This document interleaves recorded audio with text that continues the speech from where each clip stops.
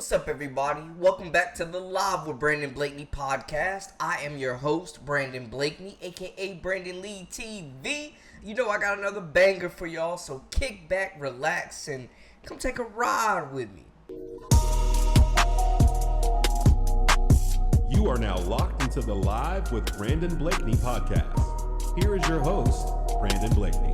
So it really seems like Team USA and USA Basketball as an organization truly dropped the ball, not putting Caitlin Clark and Angel Reese possibly as well on this Olympic team, man. Just from a talent standpoint, right now I've been very vocal about how I felt like Caitlin should have been an easy choice over Diana Taurasi. Then you add in the impact, the cultural impact factor of her just potentially that foundation being laid, that path to her being a global superstar, man. I think they really dropped the ball. We see the ratings, we see the numbers, and the type of Caitlin Clark impact that she's had everywhere she's went, from Iowa to the WNBA. The WNBA is experiencing a viewership like it has never seen before. And Caitlin is a major reason why, not the only reason, but a major reason. We have to acknowledge that she truly does move the needle. Going off of my live streams, just reading through comments, it seems like a lot of people are big mad that she didn't make it, felt like she was deserving, that she was a snub, and now there could be people that genuinely want to see the downfall of this team, especially when they match up against the WNBA All Star team, which Caitlin and Angel are a part of, a star-studded group that will play against the Olympic team in an exhibition during WNBA All Star weekend. My question is, though, do you want to see Team USA lose? I've seen so many people saying they will not be watching, they will not be partaking in the Olympics this year. They are bummed out, and I do get it's great for Caitlin as far as a rest standpoint, that 3-week break where they can actually get some practice in, because of the fact that the Indiana Fever played the most games with the least amount of experience probably in the entire league, just about. Super young team, so they will get to build that chemistry. So I think it will be beneficial. But I think we were robbed of the opportunity not to see Caitlin on this team, and she definitely wanted to be a part of this team and said they woke up a monster, and she's going to be out there, I think, seeking revenge in this matchup when they do play Team USA. Do you want to see Team USA fall in this matchup? Are you going for the WNBA All Stars? It seems like viewership, it's the Olympics. It's global. It's still going to get viewership. A lot of people are going to be locked in. I will be, especially as well. But there are people that are refusing, that are boycotting this team because they did not put Caitlin on the team. And they just missed a golden opportunity. Now, depending on who you're rooting for, looking at the rosters, they are both stacked. And I kind of just want to get into a breakdown of the strengths of both teams and the keys to victory as well. So as far as the front court battle, I gotta give the edge to Team USA just from the size and depth standpoint. You got Stewie, AT, Asia Wilson, Brittany Griner, and Nafisa Collier all in that front court. You're talking about versatility, you're talking about scoring, you're talking about athleticism, and a couple of walking mismatches. It's no secret that Asia Wilson is the best player in the WNBA and looks well on her way to really securing another MVP award. With Brittany Griner, serious size. I don't think the WNBA All Stars, looking at their front court, really matches up well. Just from a depth standpoint, you got Aliyah Boston, of course. You got Dearica Hamby, two very talented players. Boston and Clark already have that dynamic chemistry in the 1-2 game and the two-man game.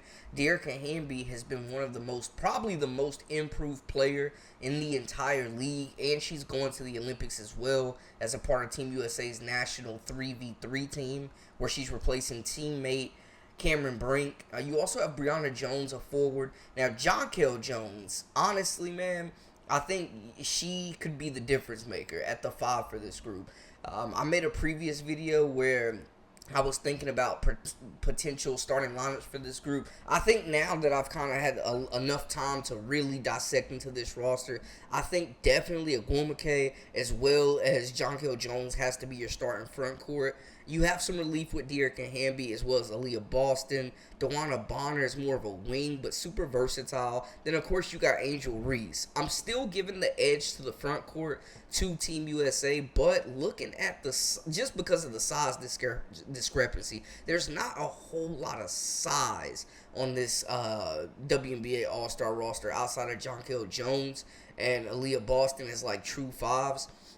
I also love the tenacity of Angel Reese. She's going to be an X factor just because of her rebounding ability, her ability to secure extra possessions for her squad. I think will be major. But man, going up against Stewie, AT, Asia Wilson, and Nafisa Collier as well as Brittany Griner, I cannot comfortably give the edge to the front court to WNBA All Stars, man. I think it's just too much depth, too much talent. You got players that can really stretch the floor. Stewie is definitely a difference maker, a walking mismatch. Along with Asia Wilson, you have pretty much the two best bigs in the league, coupled with Alyssa Thomas as well as Nafisa Collier, another player unheralded who is in that MVP race that is just super, super efficient.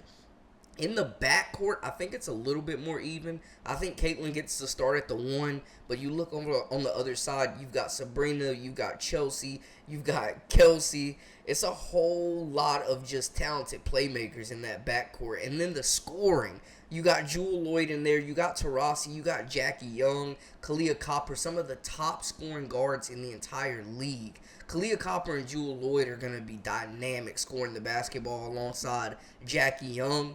On the other side, of course, Kayla McBride is one of the best three-point shooters in the entire league.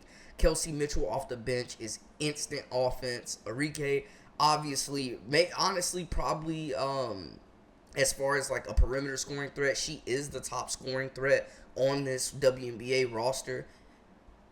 DeWanna Bonner is a walking bucket as well. Alicia Gray, one of the better three-point shooters as well. But looking at it, man, I don't know. I love the collection and depth of Team USA's backcourt. I'm probably giving it to them. But as far as like looking at some keys to victory, WNBA All Stars are going to have to come out, make shots, play fast. This is a cohesive group that has already built chemistry with Team USA. So I think that also gives them another edge, in my opinion. But they're going to have to battle. Like, Aliyah Boston is going to have to play big for this group. Jonquel Jones, she's been good most of the year, but she's had several games where she's completely disappeared, and she's going up against teammate Breanna Stewart.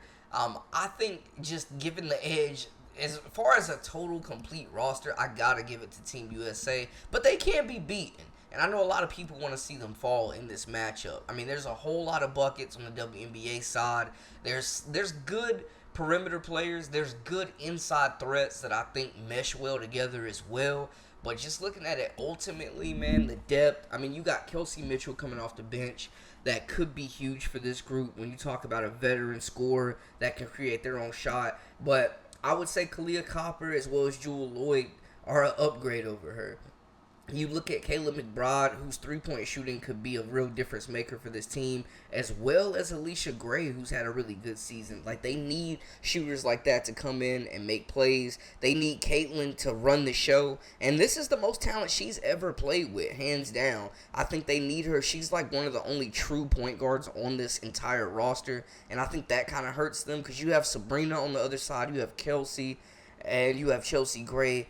Three really, really good playmakers. So I think in that aspect, they have a lot of playmaking potential to really share the basketball. The point guard depth for the WNBA side is going to be an issue. It's not going to be about scoring, but who's going to relieve Caitlin in that backup point guard role? Definitely McBride has the capability of being a legit playmaker as well, but they're going to need the vets to step up too. DeWanna Bonner has to be huge. Dearica Hamby has to play her game. I think her versatility, her skill set, being able to take these bigs off the dribble for Team USA, stretch the floor and hit threes. They're going to need Breanna Jones to really play well as well at 6'3", depending on her length and her size and her versatility as well. Enrique has to be it's either going to be her or Caitlin Clark that has to be the MVP of this game for the WNBA side to win. Guamake, definitely one of the top 5 players in the league, in my opinion, on both sides. Her defensive versatility is going to be huge. She's the best defensive player, honestly, probably on this roster for the WNBA side. But I think the keys, they really got to make shots. Caitlin's got to control the tempo and not turn the ball over. They've got to share the basketball and be aggressive. Start off fast, punch Team USA in the mouth, and use your speed because you're not going to have as much length. Use your speed, but also feed Jonquel Jones. Get her involved early and make her a focal point in this offense. On Team USA's side, depth. Run. It's going to be the depth. It's going to be the scoring punch. But there's only one basketball, so you have to look at that. Shots are going to be limited to a lot of players. Will Team USA make that sacrifice? Which side is going to take that sacrifice and, put individual accolades aside and really focus on team basketball? That's going to be a major key for both sides. Because, there's just a lot of talent, and it could be anybody's night during this contest. But I'm giving the edge to Team USA. I do think Caitlin has a big game. I think Angel Reese performs. I'm expecting Enrique, Guamake, like all of them to really ball out. But I'm taking Team USA. I'm going to say the final score, my prediction, I think it'll be like an 8-point win. I'm going to say it's going to be 116 to 108. Defensively, though, if the WNBA All Stars really come out and play defense and not this lackluster, hey, we're just going to run up and down the floor and let people hit layups and get easy buckets. If it's that, then yeah, it's definitely going to be probably a blowout. But if they come out, compete, guard, which I think they will, because a lot of players on this WNBA team feel like that they should have made the cut for the Olympic team. So I think they will come out with a chip on their shoulder, play free. They have nothing to lose in this contest, and all the pressure will be on the Olympic team. And that's a lot to deal with, man, especially because it seems like more fans are going to be rooting for the Olympic team. More fans are going to be rooting for the WNBA All Stars and Caitlin over the Olympic team. So I would say the more pressure is on them, but they've had the practice advantage. They've trained with each other. They're legit a team. That's the difference. But I do know a lot of the WNBA players as well. Some of them are teammates. Some of them have played together, in previous All-Star games, as well as, being former teammates. So there's going to be some cohesiveness there, but I got to give the edge to Team USA. Y'all let me know in the comments, though. Y'all holler at your boy. Let me know what are the keys to victory in y'all's opinion, final predictions, and can the WNBA All-Stars actually pull off this upset? Y'all let me know in the comments. Holler at your boy. Thank you so much for the support. None of this is possible with y'all. Hit the subscribe button for the latest and the greatest. And until next time, I am Brandon Blakeney, a.k.a. Brandon Lee TV. This is the Live with Brandon Blakeney podcast, and we out.